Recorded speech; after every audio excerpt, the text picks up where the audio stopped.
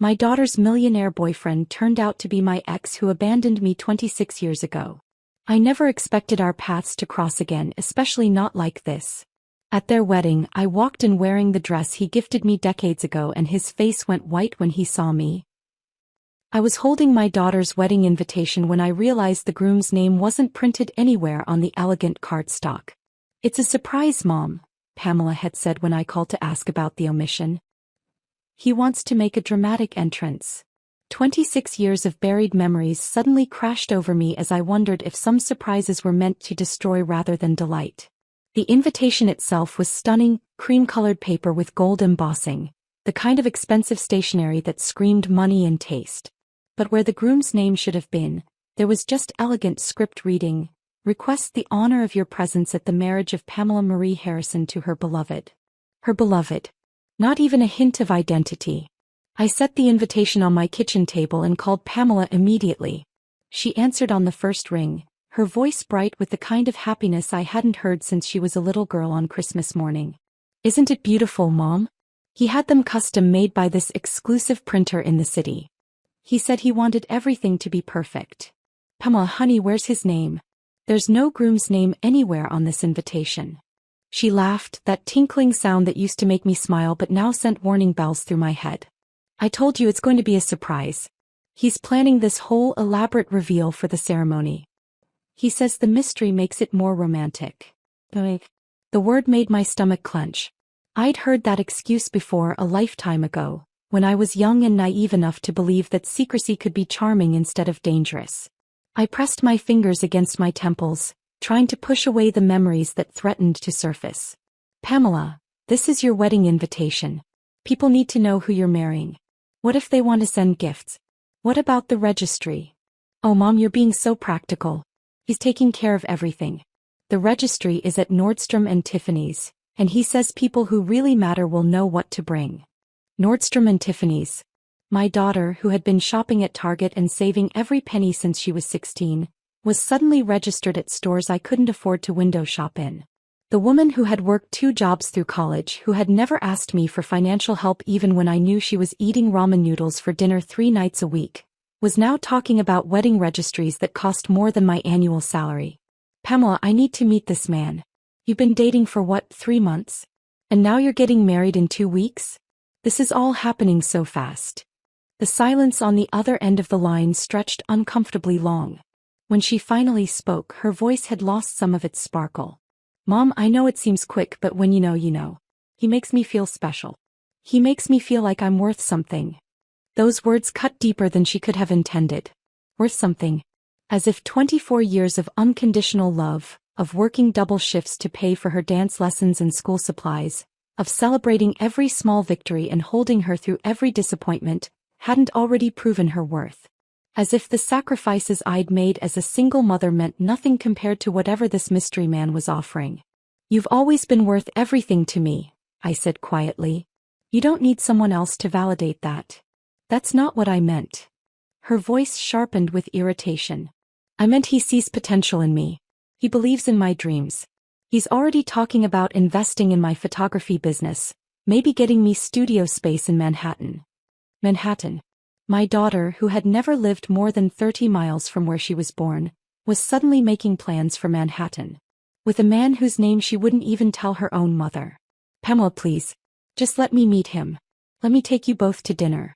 I promise I'll be on my best behavior. He's very busy with work right now. Big merger happening. But you'll meet him at the wedding, I promise. And Mom." Her voice softened again. "I really want you to be happy for me. This is the best thing that's ever happened to me." After we hung up, I sat in my quiet kitchen staring at that invitation. The afternoon sun streamed through my window, highlighting the gold embossing that probably cost more than my monthly grocery budget. I thought about the engagement ring Pamela had been flashing around town, a diamond so large it looked almost obscene on her delicate hand. Where had a 24-year-old gotten a ring like that? And more importantly, what kind of man gave such an expensive gift to someone he'd known for only 3 months? I walked to my bedroom and opened the closet door, pushing aside years of practical clothing until I reached the back corner. There, wrapped in tissue paper and stored in a box I hadn't opened in over 2 decades, was my own wedding dress. The dress I'd worn exactly once to a wedding that never happened. The dress that had cost me 3 months of savings and represented every hope I'd ever had for my future. I lifted the lid and touched the yellowed satin. The fabric still felt smooth beneath my fingers, though the color had faded from pure white to the shade of old ivory. I'd kept it all these years, unable to throw away something that had once meant so much, even after it became a symbol of my greatest humiliation. 26 years ago, I'd been just about Pamela's age when I fell head over heels for a charming man who made promises he never intended to keep. Larry had been everything I thought I wanted: handsome, confident, full of big dreams and bigger words. He'd swept me off my feet with expensive dinners and talk of our future together. The wedding was planned, the dress bought, the invitations sent. And then, on what should have been the happiest day of my life, I'd waited at the altar while 300 guests watched my dreams crumble. Larry never showed up. He'd emptied our joint savings account and disappeared, leaving me with nothing but debt, humiliation, and a positive pregnancy test I'd been planning to share with him on our honeymoon. I closed the box and pushed it back into the dark corner of my closet. That was ancient history. Just because my own experience had ended in disaster didn't mean Pamela was making the same mistake. But as I returned to the kitchen and looked at that anonymous wedding invitation again, I couldn't shake the feeling that history was about to repeat itself in the most devastating way possible. The phone rang, jarring me from my thoughts. It was my sister Carol calling about the invitation she'd received. "Amanda, what's going on? Who is this mystery man Pamela's marrying? The whole family is talking about it." I didn't have an answer then, but I was determined to find one before it was too late. 3 days after that unsettling phone call with Carol, I found myself downtown running the mundane errands that fill a quiet life, picking up dry cleaning, stopping at the pharmacy, grabbing groceries for one. The familiar routine usually brought me comfort, but today everything felt off-kilter, as if the world had tilted slightly and I was struggling to find my balance. I was walking past Romano's, the Italian restaurant that had been a downtown fixture for decades, when something made me glance through the large front window. The interior was dimly lit with warm amber lighting, filled with couples leaning across intimate tables. I almost kept walking, but then I saw her. Pamela sat at a corner table looking more radiant than I'd ever seen her. She wore a dress I didn't recognize, black silk that probably cost more than my monthly rent, and her hair was styled in an elegant updo that must have taken hours at some expensive salon. But it wasn't her transformation that stopped me cold. It was the man sitting across from her. From where I stood on the sidewalk, I could only see his profile, but something about the way he held himself made my chest tighten. His shoulders were broad beneath what looked like a perfectly tailored charcoal suit. His salt and pepper hair was cut with the precision that only came from high-end salons. When he gestured while speaking, his movements had a confidence that bordered on arrogance, as if he owned not just the conversation but the entire room. I pressed myself against the window, ignoring the curious looks from other pedestrians. The man threw his head back and laughed at something Pamela had said, and that gesture, the way his chin lifted, the angle of his neck, sent an electric shock of recognition through my body. Oh, it couldn't be. I fumbled for my phone with shaking hands, pretending to check messages while I studied his reflection in the window's glass. The years had changed him, certainly. The boyish face I remembered had matured into distinguished middle age. Where once there had been unruly brown curls, now there was silver threading through carefully styled hair. But the fundamental structure was the same. The strong jawline. The way his eyes crinkled when he smiled. As if sensing my scrutiny, he turned toward the window. Time collapsed. 26 years vanished in the space between one heartbeat and the next. Those green eyes, the same eyes I'd once thought held my entire future, met mine through the glass. The same crooked smile that had once made my knees weak now made my blood turn to ice water. The way he absently ran his fingers through his hair when he was pleased with himself, a gesture so familiar it might have happened yesterday instead of decades ago. Larry. The name echoed in my mind like a gunshot. Larry Brennan, the man who had promised to love me forever and then disappeared on our wedding day, leaving me pregnant, alone, and financially ruined. The father my daughter had never known because he'd never bothered to stay long enough to learn she existed. My legs gave out. I stumbled backward, bumping into a woman walking her dog, mumbling apologies I barely heard myself speak. My vision tunneled, the edges going dark as panic clawed at my throat. This couldn't be happening. This couldn't be real. But it was. Through the restaurant window, I watched as Larry, older, obviously wealthier, but unmistakably the same man who had destroyed my life, reached across the table to take my daughter's hand. Pamela's face glowed with the same starry-eyed adoration I'd once felt. The same naive trust that had nearly cost me everything. I somehow made it to my car, though I had no memory of walking there. My hands shook so violently I dropped my keys twice before managing to unlock the door. Once inside, I gripped the steering wheel and tried to breathe, but each inhale felt like drowning. The cruel irony was suffocating. The man who had abandoned me pregnant was now romancing the child he'd never known he had. Was this coincidence? Some twisted cosmic joke? Or had Larry somehow discovered Pamela's existence and deliberately sought her out? My phone buzzed with a text from Pamela. Having dinner with my mystery man. He's taking me shopping afterward. Can't wait for you to meet him at the wedding. At stores like Tiffany's and Nordstrom, places she'd never been able to afford. Just like Larry had once taken me to expensive restaurants and boutiques, making me feel special and chosen while he systematically gained access to my savings account. I sat in that parking spot for over 2 hours, watching through the restaurant window as Larry worked his charm on my daughter. The same charm that had once swept me off my feet. I recognized every gesture, every calculated smile. The way he leaned forward when she spoke as if her words were the most fascinating thing he'd ever heard. The way he signaled the waiter with casual authority, ordering wine that probably cost more than my car payment. When they finally left the restaurant, Larry's hand possessively on Pamela's back, I followed them at a distance. They walked to a gleaming black Mercedes parked in front of the jewelry district. Through my windshield, I watched him open the passenger door for her with the same gallant flourish he'd once used on me. That evening I paced my living room until I wore a path in the carpet. Every instinct screamed that I had to warn Pamela. But how could I explain without revealing the whole truth? How could I tell my daughter that her perfect fiancé was actually her absent father, a man who had a history of using and abandoning women? When she called that night, her voice bubbling with excitement about the diamond bracelet Larry had bought her, I tried to plant seeds of caution. Pamela, honey, don't you think it's important to really know someone before you marry them? I mean, what about his past relationships? His family? His financial situation? She sighed, the sound carrying maternal frustration that cut me to the bone. Mom, you're doing that thing again. The thing where you assume every man is going to hurt me just because you got hurt. He's not Dad, okay? He's nothing like the man who abandoned us. If only she knew how right and how wrong she was at the same time. I'm just saying, 3 months isn't very long to know someone well enough to marry them. Mom, you're just scared because of what happened to you. But not every love story ends in disaster. Some of us actually get our happy ending.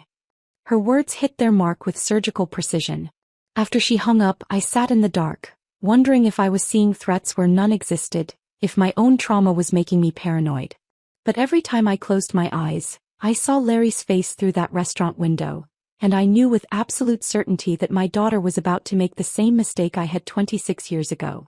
The only difference was this time I might be able to stop it. The sleepless nights began immediately. I would lie in bed staring at the ceiling, my mind racing through possibilities that grew more terrifying with each passing hour. By the third night of tossing and turning, I knew I couldn't handle this alone. I needed professional help. Someone who could dig deeper than my own frantic internet searches and social media stalking. Marcus Chen's office was located in a nondescript building downtown, the kind of place you'd walk past without noticing. His receptionist, a woman with kind eyes and graying hair, offered me coffee while I waited. My hands shook too badly to hold the cup steady. When Marcus finally called me in, I was struck by how ordinary he looked. Average height, unremarkable features, the kind of man who could blend into any crowd. Exactly the qualities you'd want in a private investigator, I supposed. Mrs. Harrison, you mentioned on the phone that you're concerned about your daughter's fiancé. What specifically has you worried? I had rehearsed this moment, but sitting in his sparse office with its metal desk and filing cabinets, the words came tumbling out in a jumbled rush. I told him about the mysterious engagement, the anonymous wedding invitations, the expensive gifts that seemed to appear from nowhere. I showed him the few photos Pamela had posted on social media, careful shots that showed Larry from behind or in profile, never revealing his full face clearly. Marcus studied the images on my phone, his expression neutral. Then he opened his laptop and began typing, his fingers moving across the keyboard with practiced efficiency. After several minutes he looked up and I saw something shift in his eyes. "Mrs. Harrison, I need you to understand something. I've been doing this job for 15 years and I've seen this man's face before. Multiple times, actually, in case files from other investigators. You're absolutely right to be concerned." The room seemed to tilt. "What do you mean?" He turned his laptop screen toward me. "This is a database we use to share information about suspected con artists and fraud cases.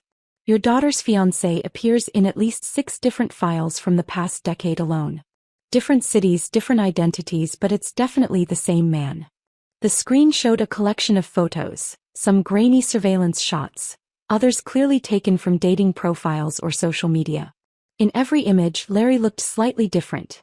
Sometimes clean-shaven, sometimes with a beard, hair varying in length and color, but his eyes remained the same. Those green eyes that had haunted my dreams for 26 years. "Tell me everything you know about him," Marcus said, pulling out a legal pad. I found myself sharing details I hadn't spoken aloud in decades. Larry's mannerisms, his favorite phrases, the way he'd convinced me to add his name to my bank account within weeks of our engagement. Marcus took notes without judgment, occasionally asking clarifying questions that made me realize how many red flags I'd missed all those years ago. "Based on what you're telling me and what I already have in my files, I'd say your daughter is involved with a career criminal. Someone who's made a living targeting vulnerable women for financial exploitation. The pattern is always the same: intense courtship, expensive gifts to build trust, quick engagement, then systematic draining of assets." Over the next week, Marcus worked with contacts across multiple states to build a comprehensive picture of Larry's activities. The results were more devastating than I could have imagined. His real name was Lawrence Bradley Morrison, though he'd used at least a dozen aliases over the years. The pattern Marcus described wasn't speculation. It was documented fact. Larry would research potential victims carefully, often spending months learning about their financial situations before making contact. Widows were particularly favored targets, especially those who'd recently received life insurance payouts or inheritances. The photos Marcus showed me looked like a gallery of broken dreams. Sharon Martinez, a widow from Phoenix whose husband's death benefits had funded Larry's lifestyle for 8 months.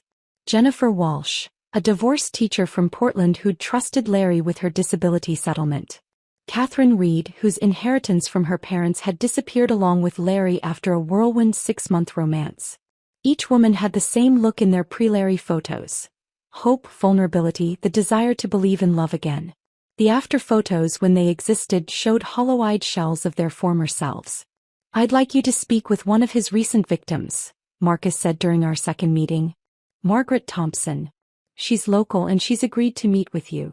Sometimes hearing directly from someone who's been through this helps families understand the severity of the situation." Margaret lived in a studio apartment in a building I'd driven past countless times without really seeing. The hallway smelled of cooking oil and loneliness. When she opened her door, I was struck by how small she seemed, as if life had physically diminished her. Her apartment was tidy but sparse. Furniture that had clearly been expensive once upon a time was now worn and faded. She served tea in mismatched cups, apologizing for not having proper china anymore. "I sold most everything," she explained, settling into a threadbare armchair. "Had to pay back what I could to the credit card companies. Harold would be so ashamed." Harold had been her husband of 38 years. Margaret showed me their wedding photo, a young couple glowing with happiness and promise. 6 months after Harold's death from cancer, Margaret had met Larry at a grief support group. "He didn't approach me right away," she said, her voice barely above a whisper. "He was smart about it. He'd share in group about losing his wife, about how hard it was to imagine loving again. I felt such a connection to him. When he finally asked me for coffee, I felt like Harold was giving me permission to be happy again." The story that followed was painfully familiar. Expensive dinners, weekend trips, talk of traveling the world together once they were married. Larry had been patient, romantic, everything a grieving widow could want in a second chance at love. "He made me feel beautiful again," Margaret continued, tears tracking down her cheeks. "At 62, after watching Harold waste away for 2 years, I thought my life was over. Larry made me feel alive. He said we'd see Paris, Rome, all the places Harold and I never got to visit. Instead, Larry had systematically drained Harold's life insurance money, maxed out credit cards in Margaret's name, and disappeared the night before their planned wedding. Margaret had found herself not only heartbroken but financially ruined, forced to sell her home and move into this tiny apartment. Listening to her story, I felt pieces of my own past clicking into place like a terrible puzzle. The charm, the promises, the way Larry had made me feel special and chosen, it had all been calculated manipulation. 26 years ago, I'd been just another mark in his long con, another vulnerable woman to be exploited and discarded. The rage that filled me was unlike anything I'd ever experienced. Pure and clean and terrifying in its intensity. Larry hadn't just broken my heart and abandoned his unborn daughter. He'd made a career of destroying women's lives.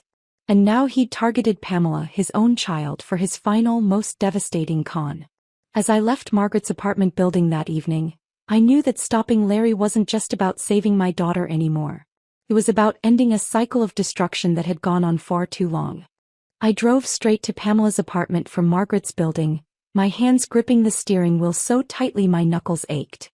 The weight of what I'd learned pressed against my chest like a physical force.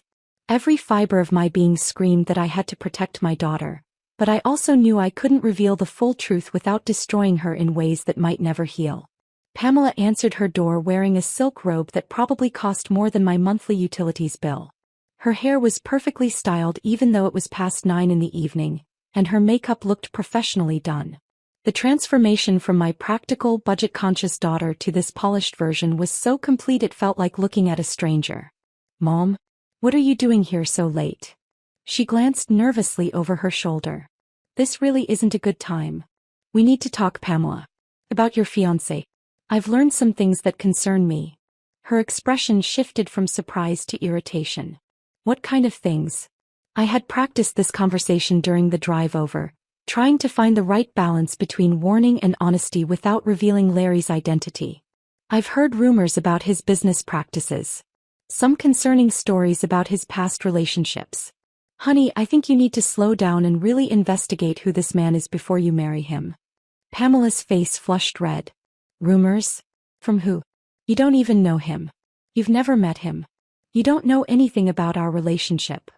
"I know that he's keeping his identity secret from everyone, including his own bride's family. I know that expensive gifts and lavish spending in the early stages of a relationship can be a manipulation tactic. I know that 3 months isn't enough time to truly know someone well enough to pledge your life to them." "Oh, here we go." Pamela stepped back from the door, crossing her arms defensively. "This is about you, isn't it? This is about your own paranoia and trust issues. Just because your relationship failed doesn't mean mine will." The accusation stung, partly because there was truth in it. "Pamela, I'm not trying to sabotage your happiness. I'm trying to protect you from making a potentially devastating mistake. There are things about this man that you don't know." "What things? What exactly have you heard?" Her voice rose, carrying across the apartment hallway. A neighbor's door cracked open briefly before closing again. I struggled to find words that would convey the danger without revealing everything. "He has a pattern of targeting vulnerable women.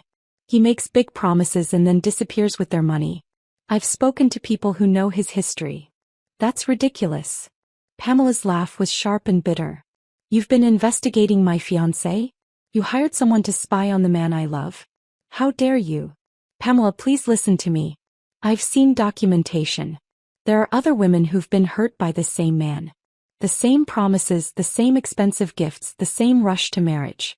You fit his pattern perfectly." "His pattern?" She took another step back, shaking her head in disbelief. "You're sick, Mom. You're actually sick. You can't stand that I found someone who loves me, who wants to take care of me, who sees my potential. You're so bitter about your own failures that you're trying to destroy my happiness." The words cut deeper than any physical blow could have. "Pamela, that's not true. Everything I've done has been to protect you." "Protect me from what?" "From love. From security. From a man who treats me like a queen." Her voice cracked with emotion.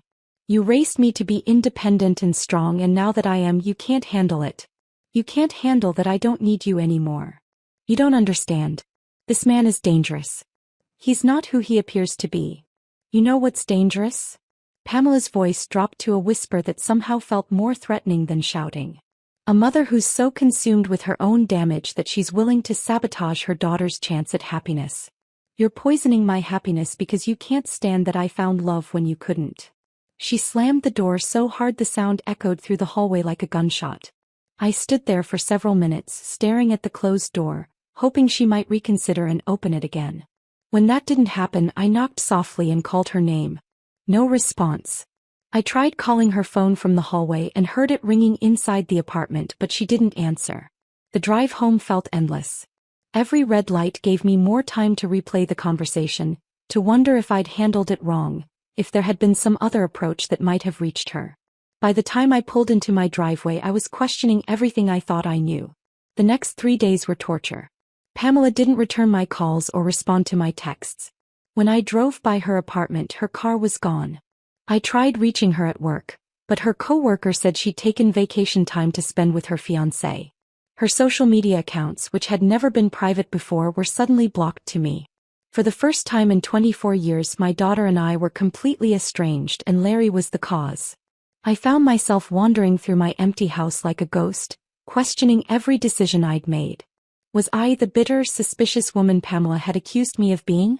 Had my own trauma made me see threats where none existed?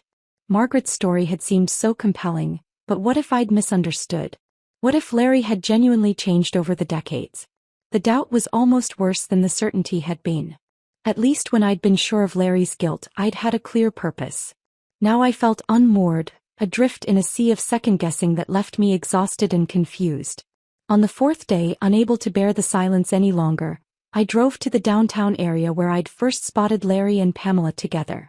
I told myself I was just running errands, but I knew I was hoping to catch another glimpse of them, to see some evidence that would either validate my concerns or put them to rest.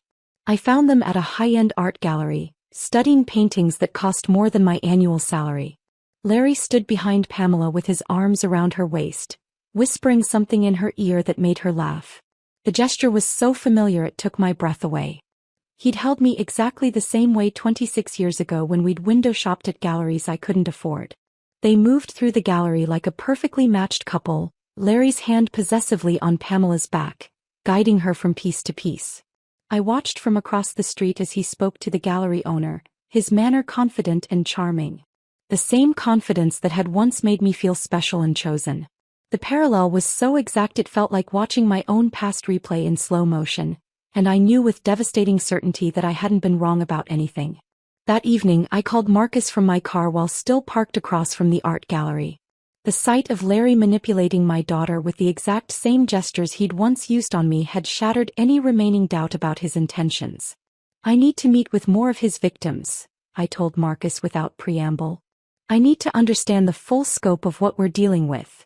Marcus's voice was grim. I've been hoping you'd say that. I've located 2 other women who were involved with Larry in the past 18 months. Both are local and both are willing to talk. Can you meet tomorrow afternoon? The coffee shop Marcus chose was in a strip mall on the outskirts of town, the kind of anonymous place where people could meet without attracting attention.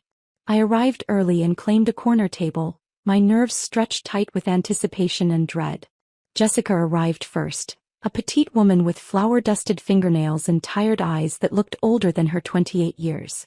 She moved with the careful precision of someone who had learned not to trust her own judgment. When she sat down, she immediately began arranging the sugar packets in neat rows, a nervous habit that spoke to deeper anxiety. Marcus said you're trying to stop him before he hurts someone else, she said without looking up from the sugar packets. I want to help, but talking about it still makes me feel sick. Sarah joined us 10 minutes later, leaning heavily on a walking cane that suggested her car accident injuries were more severe than Marcus had indicated. She was 35 but moved like someone much older, each step carefully calculated. When she shook my hand, I noticed the slight tremor that spoke to ongoing pain medication or persistent nerve damage. So we're all part of Larry's collection, Sarah said, settling into her chair with visible discomfort. Lucky us. As we ordered coffee and tentatively began sharing our stories, the true scope of Larry's operation became horrifyingly clear.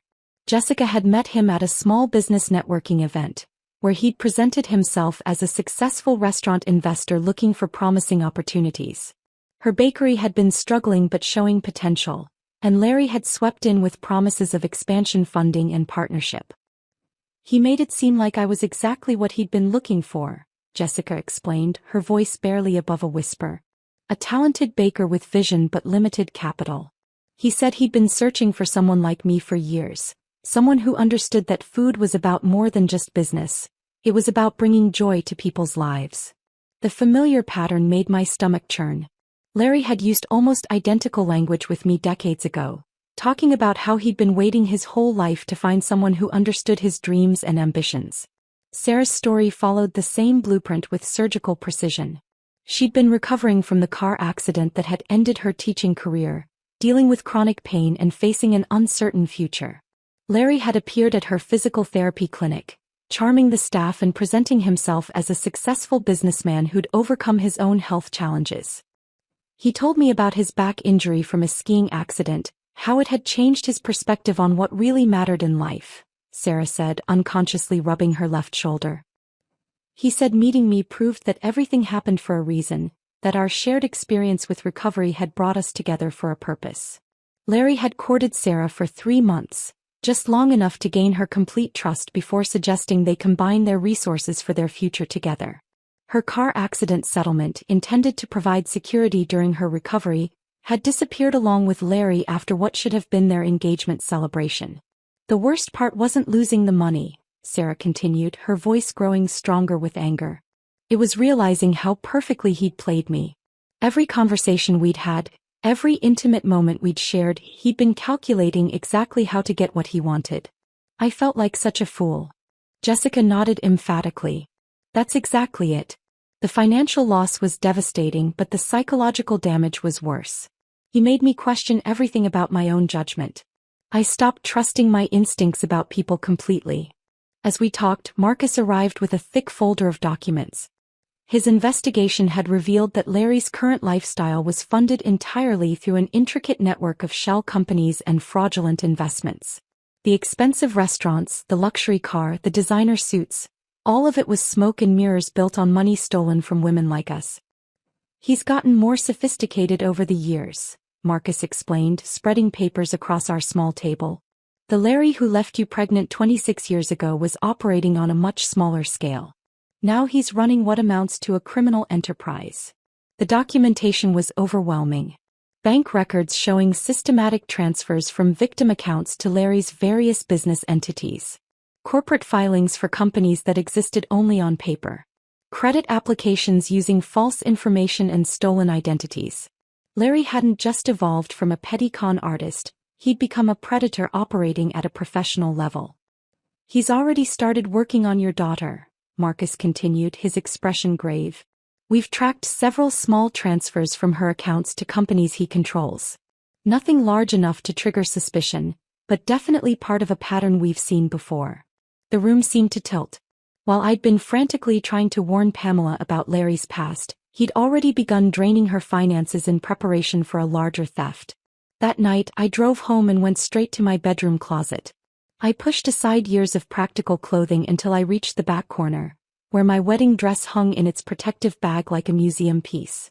I hadn't looked at it in years, but now I lifted it out and held it against myself in front of the full-length mirror. The fabric was still pristine, the beadwork still catching light the way it had 26 years ago. I'd been so young when I'd chosen this dress, so full of hope and trust and naive belief in happily ever after. Looking at my reflection now, I saw not just the passage of time but the accumulation of wisdom earned through pain. This dress had once represented everything I'd wanted to become. Now it could represent everything Larry had destroyed. If I wore it to Pamela's wedding, it would be like bringing a ghost to the ceremony, a reminder of all the promises Larry had broken and all the women he'd betrayed. Over the following weeks, our informal group of victims began meeting regularly. Margaret, Jessica, Sarah, and I gathered documentation, shared memories, and built a comprehensive case against Larry that went far beyond any individual story of heartbreak. We saved voicemails where he'd made promises he never intended to keep. We compiled financial records showing his systematic theft. We documented his lies with the methodical thoroughness of women who'd finally found a way to fight back. What had started as my desperate attempt to save Pamela had become something larger. A mission to ensure that Larry never had the opportunity to destroy another woman's life. We were no longer just victims. We'd become witnesses, investigators, and ultimately instruments of justice. The wedding dress hung in my closet like a loaded weapon, waiting for the right moment to fire. 2 weeks before the wedding, I was jolted awake by urgent knocking at my front door. The digital clock on my nightstand glowed 12:17 a.m., and my first thought was that something terrible had happened. I threw on my robe and hurried downstairs, peering through the peephole to see Pamela standing on my porch in the rain. She looked nothing like the polished woman I'd been watching from afar. Her hair hung in wet tangles around her face, her makeup was streaked with tears, and she was shivering in a thin dress that was completely inappropriate for the October chill. When I opened the door, she collapsed into my arms without a word, her body shaking with sobs that seemed to come from somewhere deep and broken inside her. I guided her to the living room couch, wrapping her in the throw blanket I kept draped over the back. For several minutes she couldn't speak coherently through the tears. I made her tea with shaking hands, my mind racing through possibilities. Had Larry hurt her physically? Had she discovered something about his past on her own? "Mom, I think I made a mistake," she finally whispered, accepting the warm mug with trembling hands. "Something happened tonight that made me feel. I don't know how to explain it. Like I was watching myself from outside my body, and I didn't recognize the person I was becoming." I sat beside her on the couch, every maternal instinct screaming to hold her close while my analytical mind catalogued each word she spoke. "What happened, sweetheart?" "We were at dinner and he started talking about our honeymoon plans. How we needed to make sure all our finances were properly organized before we left. He said it would be easier if I added his name to my bank accounts now so he could handle any issues that came up while we were traveling." Pamela's voice grew stronger as she continued, though her hands still shook around the tea mug. When I hesitated, he got this look in his eyes. Not angry exactly, but calculating. Like he was reassessing me as a person. My blood turned to ice water, but I forced my voice to remain calm. "That seems like a reasonable thing to want to discuss before a wedding." That's what I thought at first. But then he started listing everything he knew about my financial situation. Not just the obvious things, but details I'd mentioned casually months ago. My inheritance from Grandma Helen. The savings account I've been building since I was 16. Even the college fund you started for my future children. She looked at me with eyes that suddenly seemed much older. "Mom, how does someone remember every financial detail you've ever shared, but forget your favorite flower or the name of your childhood pet?" The question hung between us like a physical presence. I wanted to tell her everything right then, to explain that Larry's selective memory was a professional skill honed over decades of exploitation. Instead, I chose my words carefully. Sometimes when people are focused on practical matters like money, they remember those details more clearly than emotional ones. But I understand why that would feel unsettling. Pamela set down her tea and turned to face me fully. "There's something else. When I said I needed to think about the bank account thing, he started talking about how marriage required complete trust and transparency. How holding back financially was the same as holding back emotionally. But Mom, we've only been together 4 months. Is it normal to feel like someone knows more about your life than you remember telling them?" The irony was crushing. Larry had spent decades perfecting his ability to extract information while appearing casually interested, and Pamela was finally recognizing the manipulation for what it was. But she was seeing it through the lens of a normal relationship gone wrong, not understanding that every moment of their courtship had been carefully orchestrated. "Trust your instincts," I said quietly. "If something feels wrong, it probably is." She curled up against my side the way she used to when she was little and scared of thunderstorms. "I keep thinking about what you said before. About not really knowing someone after such a short time. I got so angry at you for saying that, but tonight at dinner I realized I couldn't answer basic questions about his childhood or his family. Every time I've asked, he changes the subject or gives vague answers about it being too painful to discuss." I stroked her damp hair, my heart breaking for the innocence she was losing in real time. "Would you like to stay here tonight? You don't have to make any decisions right now." She nodded against my shoulder and I helped her upstairs to her old bedroom. The room was exactly as she'd left it when she moved out after college. Band posters on the walls, her high school trophies on the dresser, the twin bed with the quilt I'd made when she turned 16. Watching her curl up under that familiar quilt, looking young and vulnerable in her childhood space, I felt the full weight of the impossible situation Larry had created. After she fell asleep, I sat in the hallway outside her door, wrestling with a decision that felt like it would define the rest of our relationship. Should I tell her that Larry was her father? That the man she'd fallen in love with was the same person who had abandoned her before she was born? The truth would destroy her, but keeping the secret felt like another layer of betrayal. I thought about Margaret, Jessica, and Sarah, about all the women who had suffered because no one had warned them about Larry's true nature. But they had been strangers to Larry when he targeted them. Pamela was his own daughter, though he clearly didn't recognize her. I studied her sleeping face in the dim light from the hallway, searching for traces of Larry in her features. She had his chin, his long eyelashes, the way her nose crinkled slightly when she dreamed.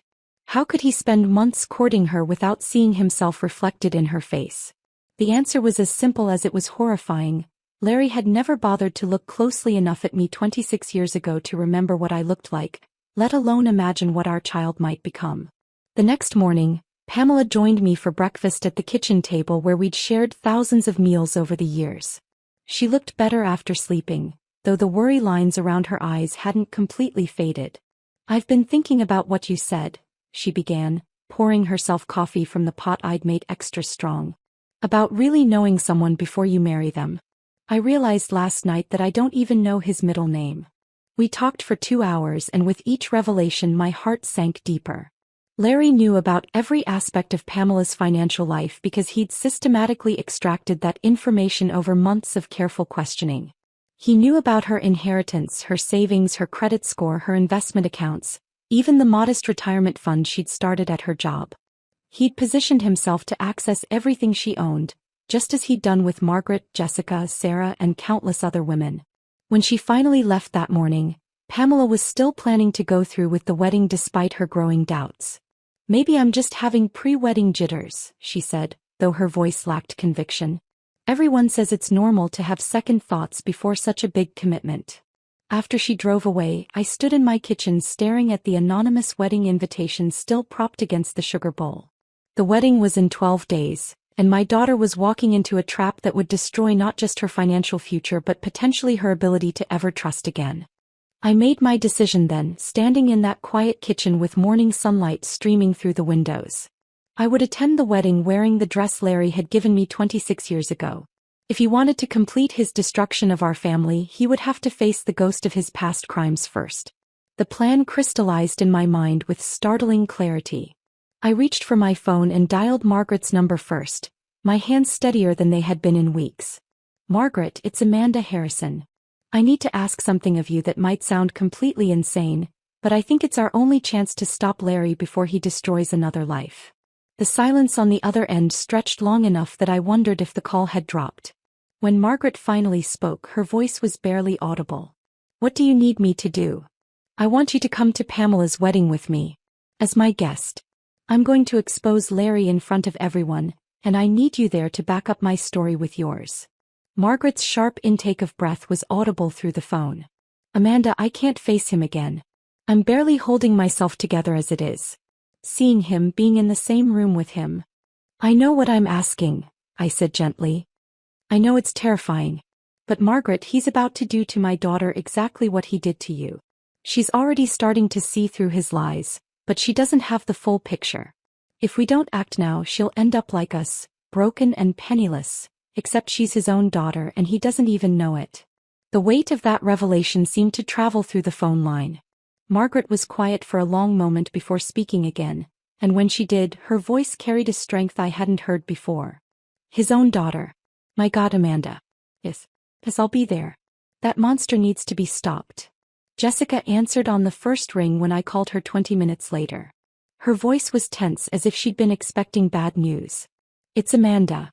I have a favor to ask and you're going to think I've lost my mind. After everything we've been through with Larry, nothing would surprise me anymore." "What do you need?" I explained the plan, watching through my kitchen window as neighbors went about their normal Friday evening routines, walking dogs, bringing in mail, completely unaware that I was planning to detonate a bomb at a wedding the following day. "You want us to confront him publicly? At his wedding?" Jessica's voice climbed higher with each word. "Amanda, what if he gets violent? What if he tries to hurt you or your daughter? Larry's not physically dangerous. He's a coward who relies on charm and manipulation. When those fail, he runs. But he can't run from a room full of people who know exactly who he is. Sarah was the hardest call to make. Her physical limitations meant that attending the wedding would require significant effort and discomfort, and I hated asking her to endure that for my family's sake. "I'll pick you up," I said after explaining the situation. "I'll make sure you have everything you need to be comfortable. But Sarah, I need you there. Your story about how he targeted you during your recovery, it shows a pattern that even the most skeptical wedding guest won't be able to dismiss." "I've been waiting 3 years for a chance to make him pay for what he did to me," Sarah said, and I could hear the steel in her voice. "I'll be ready." After the calls were made, I went upstairs to face the dress. I hadn't taken it out of its protective bag since that night weeks ago when I'd first conceived this plan. Now, with the wedding less than 24 hours away, I needed to make sure it still fit and that I could actually go through with wearing it. The bedroom was quiet except for the sound of my own breathing as I unzipped the garment bag. The dress emerged like a ghost from the past, its ivory silk still lustrous despite the passage of years. I held it up against myself in front of the full-length mirror, and for a moment I was 24 again, standing in a bridal shop, drunk on love and the promise of forever. Putting on the dress was like stepping into a time machine.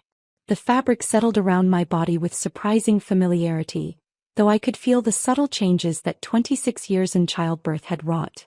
The waist sat slightly differently now, and the neckline revealed the fine lines that had accumulated around my collarbones.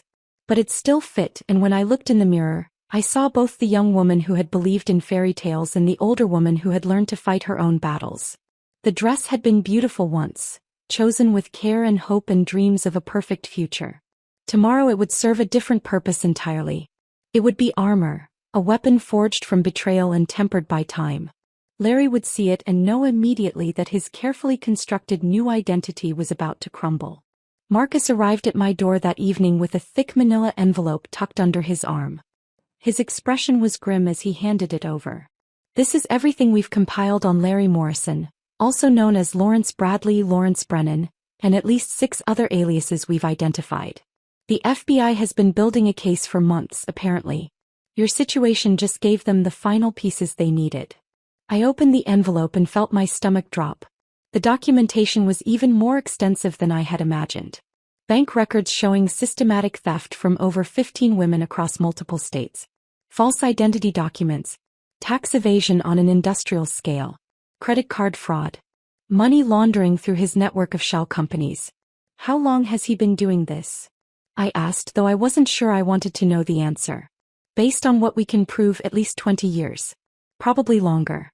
Amanda, this man isn't just a con artist, he's operating what amounts to a criminal enterprise. The FBI estimates he's stolen over $2 million from victims like you." $2 million. The number was staggering, representing not just money but decades of destroyed lives, broken dreams and shattered trust. "They'll be ready to move tomorrow," Marcus continued. "After your confrontation at the wedding, they'll arrest him on federal charges. He won't be able to disappear this time." After Marcus left, I found myself unable to sleep. I made a cup of tea and sat on my back porch, wrapped in an old quilt, watching the stars and thinking about the path that had led me to this moment. 26 years ago I had been so young, so trusting, so eager to believe that love could conquer anything. I had ignored red flags, dismissed my own instincts, and handed over my heart and my future to a man who saw me as nothing more than an opportunity for profit. But that young woman's naive trust had created something precious, Pamela. Despite the circumstances of her conception, despite being raised by a single mother who sometimes barely held things together, my daughter had grown into someone extraordinary. Someone worth fighting for. Tomorrow, I would walk into that wedding venue wearing the dress Larry had given me as a promise he never intended to keep. I would stand up in front of everyone and reveal the truth about the man who had destroyed my life and was now trying to destroy my daughter's. And this time I wouldn't be facing him alone. Dawn broke gray and overcast, matching the weight that had settled in my chest during the sleepless hours. I rose from my back porch chair where I'd spent most of the night, my joints stiff from the October chill. The wedding dress hung on my bedroom door like a specter, catching the pale morning light that filtered through my curtains. I moved through my morning routine with mechanical precision, each action deliberate and measured. foundation to cover the dark circles under my eyes, concealer for the stress lines that had deepened over the past month, lipstick in a shade that would complement the ivory silk I was about to wear as armor. My hands remained steady as I applied mascara, though my stomach churned with a mixture of anticipation and dread that made eating impossible. Through my bedroom window, I could see movement in Pamela's apartment. The silhouette of her bridesmaids bustling about, probably arranging flowers and sipping champagne while she transformed into a bride. The sounds of laughter drifted across the narrow space between our buildings, and I imagined my daughter's face glowing with the happiness I was about to shatter. The wedding dress slipped over my head with surprising ease, the silk settling against my skin like a familiar embrace. I stood before my full-length mirror, adjusting the neckline and smoothing the skirt, and saw two women reflected back at me. The young bride-to-be who had worn this dress with such hope 26 years ago, and the battle-worn mother who would wear it today as a weapon of justice. My phone buzzed with a text from Margaret. Jessica, Sarah, and I are on our way to the venue. Are you ready for this? I typed back, as ready as anyone can be to face their demons. The venue was exactly what I had expected from Larry's carefully cultivated taste. The Grandview estate sat on a hilltop overlooking the city, its neoclassical architecture suggesting old money and established tradition. Marble columns flanked the entrance and crystal chandeliers visible through tall windows promised elegance within. It was the kind of place that would photograph beautifully and impress even the most discerning guest. I parked at the far end of the lot, needing a few moments to compose myself before entering. Other guests were arriving in luxury vehicles, men in tailored suits and women in designer dresses that probably cost more than my monthly mortgage payment. These people clearly believed they were celebrating the union of a successful businessman and his fortunate bride. They had no idea they were about to witness the unmasking of a career criminal. Margaret, Jessica, and Sarah were waiting near the entrance, huddled together like survivors of a shipwreck. Margaret wore a navy dress that was elegant but showed the careful mending of someone living on a tight budget. Jessica had chosen simple black, professional but understated. Sarah leaned heavily on her walking cane, but her expression held a determination I had never seen before. "You look," Margaret began, then stopped, studying my dress with recognition dawning in her eyes. "Like a ghost from his past," I finished. "That's exactly what I'm going for." We entered the venue together, our small group of women united by shared trauma and purpose. The interior was even more opulent than I had anticipated. Ivory roses and white lilies adorned every surface, their fragrance heavy in the air. Guests filled ornate chairs arranged in perfect rows, their conversations creating a low hum of anticipation. I spotted several people I recognized from around town, business owners and civic leaders who would lend credibility to whatever story Larry had told about his background. They nodded politely as we passed, clearly wondering who we were but too well-mannered to stare openly. We took seats in the back, where we would have a clear view of the proceedings but remain inconspicuous until the moment came to act. Sarah settled carefully into her chair and Jessica reached over to squeeze her hand. Margaret sat ramrod straight, her jaw set with resolve. The processional music began, a string quartet playing Pachelbel's canon with professional precision. Bridesmaids glided down the aisle in dusty rose gowns, their bouquets perfectly arranged, their smiles radiant. The wedding party looked like something from a magazine spread, every detail calculated to create an atmosphere of romance and luxury. Then Pamela appeared at the back of the aisle and my breath caught in my throat. She was absolutely luminous in her wedding gown, a vision of hope and joy that made my chest ache with conflicted emotions. Her dress was a masterpiece of lace and silk, clearly custom-made and probably costing more than I earned in 6 months. Her veil floated behind her like a cloud, and her face glowed with the kind of happiness that comes from believing you have found your perfect match. For a moment, watching her walk down that aisle with such confidence and radiance, I questioned everything. Was I about to destroy my daughter's chance at happiness based on 26-year-old wounds and circumstantial evidence? What if Larry had genuinely changed? What if this was real love and I was about to ruin it out of my own bitterness and paranoia? But then I saw him. Larry stood at the altar in a tuxedo that probably cost more than most people's cars, his silver hair perfectly styled, his posture confident and commanding. He looked every inch the successful businessman, the catch of a lifetime, the answer to a young woman's dreams. But when his eyes swept across the assembled guests in that automatic way grooms do while waiting for their bride, his gaze landed on me. The transformation was instantaneous and devastating. His face drained of all color, going from healthy tan to ash gray in the space of a heartbeat. His confident posture crumbled as his shoulders sagged forward. His hands, which had been clasped calmly behind his back, began to tremble visibly. For just a moment his carefully constructed mask slipped completely, and I saw the coward beneath the charm, the frightened man who had built his entire life on lies and deception. 26 years of carefully maintained identity evaporated as Larry stared at me in that wedding dress, understanding immediately what my presence meant. I was his past come to claim him, the ghost of crimes he thought he had buried forever. In my ivory silk and determined expression, he saw the collapse of everything he had built with other women's money and broken hearts. The officiant was speaking, welcoming the guests and beginning the ceremony, but Larry's attention remained fixed on me. I saw him struggling to regain his composure, his trained charm warring with genuine panic. His mouth moved silently, perhaps trying to convince himself that I was a figment of his imagination, a stress-induced hallucination that would disappear if he just looked away. But I remained solidly real, sitting in that back row like justice personified, flanked by 3 other women whose lives he had destroyed. Margaret caught his eye next, and I watched him recognize her with a visible flinch. Then Jessica, then Sarah.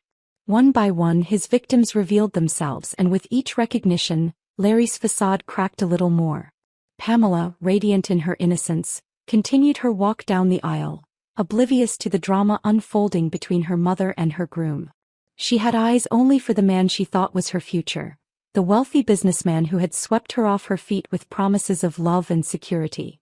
In less than 10 minutes I would stand up and shatter those illusions forever. The officiant's voice carried across the hushed venue as he reached the traditional words that had echoed through countless ceremonies. If anyone present knows of any reason why this couple should not be joined in holy matrimony, speak now or forever hold your peace. The silence that followed was absolute, broken only by the soft rustle of expensive fabric as guests shifted in their seats. This was always the moment when everyone held their breath, though in most weddings it passed without incident. Today would be different. I rose from my seat in the back row, the ivory silk of my 26-year-old wedding dress catching the light from the crystal chandeliers above. The movement seemed to ripple through the assembled guests like a stone dropped in still water. Conversations ceased mid-sentence. Heads turned in my direction. Even the string quartet faltered for a moment before falling completely silent. "I have something to say," I announced, my voice carrying with surprising strength across the marble-floored venue. The acoustics were perfect, ensuring that every word would reach every ear, including Pamela's at the altar. Larry's face had gone from ash gray to paper white, but he was clearly trying to salvage the situation.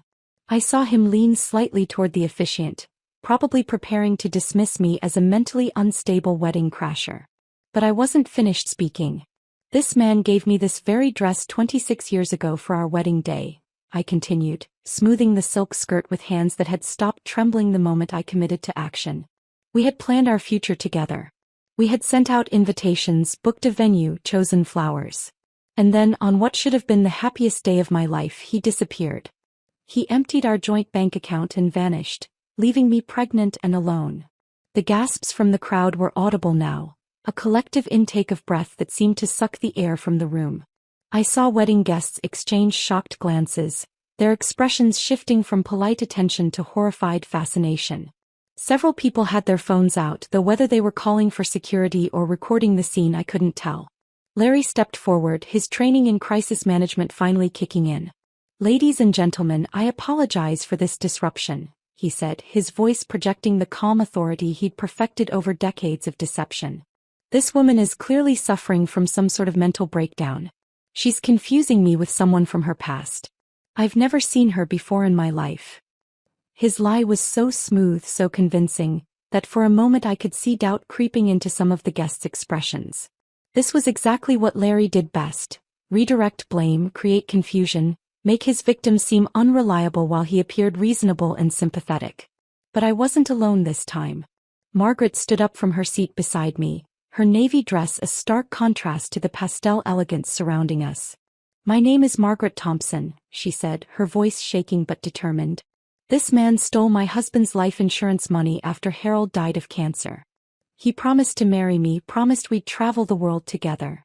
Instead, he maxed out credit cards in my name and disappeared the night before our wedding.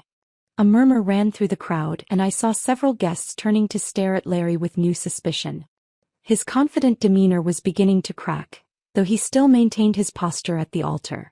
Jessica rose next, her baker's hands clasped tightly in front of her. He destroyed my business, she said simply. Convinced me to invest my life savings in a fake expansion opportunity.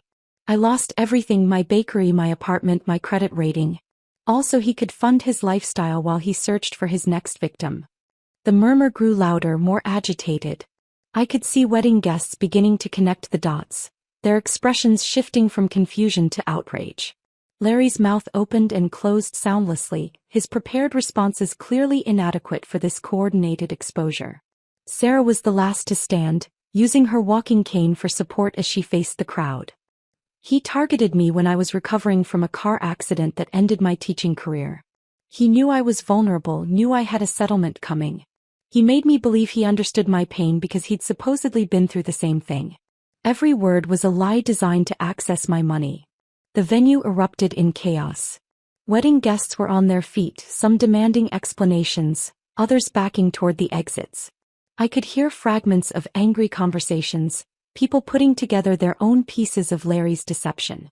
Several guests were frantically making phone calls, probably to their own banks and financial advisors. But through all the noise and confusion, my eyes were on Pamela. She stood frozen at the altar in her beautiful gown, her bouquet trembling in her hands as she looked from Larry to me and back again. I watched as understanding dawned in her eyes, the terrible realization that the fairy tale she'd been living was actually a nightmare. The color drained from her face as she processed not just the betrayal, but the deeper, more devastating truth I hadn't yet spoken aloud. "Pamela," I called out, my voice somehow carrying across the chaos. "There's something else you need to know. This man is your father. He's the one who abandoned us both." The words seemed to freeze everyone in place. The angry conversations stopped. The confused murmurs ceased. Even the photographers who had been documenting what they thought would be a romantic celebration lowered their cameras in shock. Pamela staggered backward, her wedding bouquet falling forgotten to the marble floor. Her hands went to her face as if she could somehow block out what she'd just heard. The beautiful wedding dress that had made her look like a princess now seemed to hang on her like a costume from a play that had gone horribly wrong.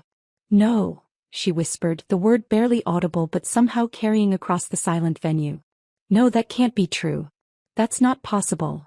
Larry made his move then, probably recognizing that his only chance was to flee before the situation deteriorated further. He turned toward the side exit, abandoning his bride, his wedding, and his carefully constructed identity in one desperate motion. He never made it to the door. Two men in dark suits stepped into his path, their movements coordinated and professional. FBI agents, exactly as Marcus had promised.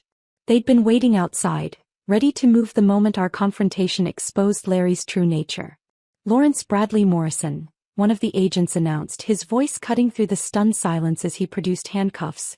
"You're under arrest for mail fraud, wire fraud, identity theft, and money laundering." The sight of Larry being handcuffed in his expensive tuxedo, surrounded by the wreckage of his final con, was something I'd dreamed about for 26 years. He looked smaller somehow, diminished by the exposure of his true nature. The confident businessman was gone, replaced by exactly what he'd always been beneath the expensive suits and practiced charm, a petty criminal who preyed on women's hopes and dreams. As the agents led him away, Larry's eyes met mine one final time. In that moment I saw not anger or defiance but something that looked almost like relief. Perhaps carrying the weight of so many lies for so many years had finally become unbearable, even for someone as morally bankrupt as Larry Morrison. The venue was in complete chaos now, but I only had eyes for Pamela, who stood alone at the altar in her ruined wedding dress, finally understanding the true cost of her father's legacy. The empty wedding venue felt like the aftermath of a battlefield. Crystal chandeliers cast their elegant light over scattered programs and abandoned boutonnieres, while the sweet scent of crushed flowers mixed with the lingering tension in the air. Most of the guests had fled, some in anger, others in embarrassment at having been unknowing participants in Larry's final con. Pamela stood alone at the altar, still in her wedding dress but looking nothing like the radiant bride who had walked down the aisle an hour earlier. Her veil hung askew, her makeup streaked with tears, and her hands shook as she stared at the spot where Larry had been standing when the FBI agents took him away. I approached her slowly, the ivory silk of my own dress rustling against the marble floor. When I reached her, she looked up at me with eyes that held a complexity of emotions I couldn't fully read: devastation, humiliation, anger, and something that might have been relief. "Mom," she whispered, her voice breaking on the single word. I opened my arms, and she collapsed into them with the force of someone who had been holding herself upright through sheer will. We stood there in the wreckage of her wedding day, both crying but for entirely different reasons. Her tears were for the loss of innocence, for the shattering of dreams, for the cruel realization that the man she trusted with her heart and future was the same person who had abandoned her before she was born. My tears were for her pain, for the years of secrets I'd carried, and for the relief of finally having the truth in the open. "I'm so sorry," she sobbed against my shoulder. "You tried to warn me and I wouldn't listen. I said such horrible things to you. I thought you were jealous, bitter, unable to accept my happiness. But you were trying to protect me the whole time. I should have told you the truth from the beginning," I replied, stroking her hair through the expensive styling that was now coming undone. "I should have told you who he really was instead of trying to spare you the pain. I thought I was protecting you, but I was really protecting myself from having to relive those memories." She pulled back to look at me, mascara creating dark tracks down her cheeks. "He's really my father? The man who left us?" I nodded, unable to speak past the tightness in my throat. How could he not recognize me? How could he court his own daughter without knowing? The question cut deep because it revealed the most painful truth about Larry, that he had cared so little about me 26 years ago that he'd never bothered to really look at my face, never wondered about the child he'd left behind, never gave either of us a second thought after he'd gotten what he wanted. "Because you were never real to him," I said gently. "None of us were. We were just opportunities, assets to be exploited and then forgotten. He probably never even considered that he might have a child out there." Margaret, Jessica, and Sarah approached us cautiously, their own faces showing the emotional toll of confronting their shared tormentor. Margaret was the first to speak. "Pamela, honey, I know this is devastating. But you should know that what your mother did today took incredible courage. She saved you from years of financial and emotional destruction. The months that followed were a whirlwind of legal proceedings, media attention, and gradual healing. Larry's arrest had made national news, partly because of the dramatic circumstances at the wedding, but mostly because the FBI's investigation revealed the staggering scope of his criminal enterprise. The wedding video, recorded by the photographer and later released by the FBI as part of their public appeal for additional victims, went viral on social media. Over 20 women came forward with their own stories of betrayal at Larry's hands. Each testimony strengthened the federal case against him, painting a picture of systematic fraud that spanned nearly 3 decades. The FBI estimated his total theft at over $3 million, representing not just money but decades of destroyed lives and shattered trust. Larry was ultimately sentenced to 15 years in federal prison on multiple counts of fraud, identity theft, money laundering, and tax evasion. The courtroom was packed during his sentencing hearing, with many of his victims present to see justice finally served. He looked smaller in his orange jumpsuit than he had in his expensive suits, and when given the opportunity to speak before sentencing, he remained silent.